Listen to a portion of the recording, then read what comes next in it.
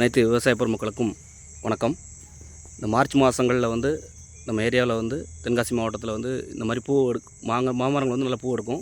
இந்த டைமில் வந்து நம்ம ஒரு முன்னெச்சரிக்கை நடவடிக்கையாக வந்து மருந்து தெளிக்கணும். என்ன காரணம்னா, நம்ம ஆஃப் சீசனில் வந்து நிறைய பேருக்கு இந்த பூ அதிகமாக பூத்துச்சு. ஆனால் சில சாருறிஞ்சும் பூச்சிகளாலேயும் அந்த புழுக்களாலேயும் பூக்கள் வந்து கொட்டி அதிகமாக ஈல்டு பாதிச்சிருச்சு.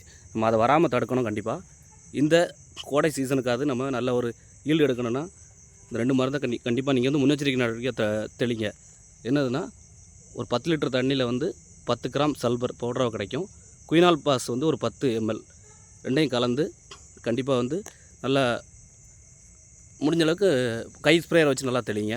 நல்லா எது வரைக்கும் எடுத்ததோ அந்த அளவுக்கு தெளிங்க. முடியாததுக்கு வந்து பெரிய மரங்களுக்கு ராக்கர் ஸ்ப்ரேயர் வச்சு தெளிக்கலாம். ரொம்ப உயரமான மரங்களுக்கு வந்து போர்ட்டபிள் ஸ்ப்ரேயர்லாம் இருக்குது, அதை வச்சு நீங்கள் தெளிக்கலாம். கண்டிப்பாக தெளிக்கணும்.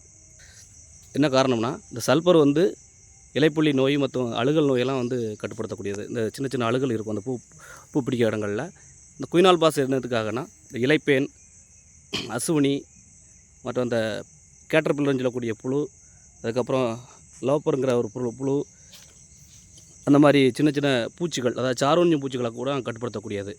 அது தெளிக்கும் போது தான் நம்ம வந்து பிஞ்சு நல்லா இறங்கி நமக்கு அடுத்த ஒரு மகசூலுக்கு தயாராகும். அதனால் இந்த முன்னெச்சரிக்கை நடவடிக்கை கண்டிப்பாக எல்லோரும் கடைபிடிங்க.